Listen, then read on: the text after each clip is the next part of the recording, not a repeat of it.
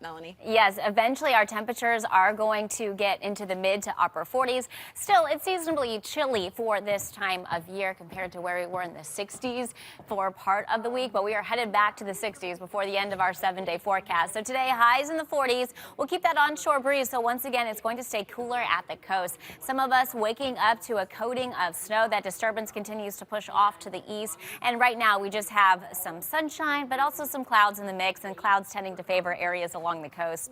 There you see our temperatures generally ranging in the low 40s. We're still at 35 though in Worcester, 39 in Fitchburg to Nashua, as well as Hyannis.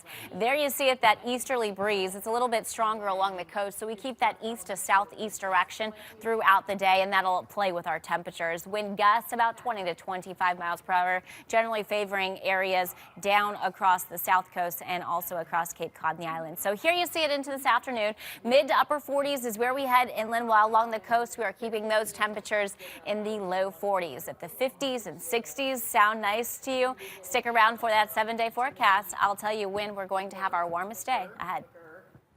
It's a quiet day across the city of Boston. We have a couple of dry days before the rain returns for part of the weekend. We'll take a closer look at that timing ahead. Cleared away as temperatures continue to be a little bit more mild. We have a mixture of sun and clouds out the door this morning. Just depends where you are. Here's our weather headlines. Still seasonably cool for today with that onshore breeze, but temperatures are going to take a turn for the better. We're headed for the 50s and 60s into the weekend. The weekend, though, will come with more clouds, and rain is going to return. So through the overnight disturbance brought us some light snow showers. Right now, though, it is quiet, just that blend of sun and clouds depending on your location. High pressure off to our north and east, and the flow around this is bringing us this onshore breeze. So a little bit more of that easterly breeze along the coast, and the water temperature currently is sitting at 39 degrees. So that's going to play with our actual air temperatures along the coast for the day. You'll likely stay in the low 40s, while inland we're headed for some higher temperatures, a little bit more of a seasonable chill, if you want to call it that. Still in the 30s, though, stepping out in Worcester County. So here's what's going to happen. We will keep some clouds around into the afternoon, but at times there will be some breaks of sunshine. So it's a day where you have that blend of sun and clouds.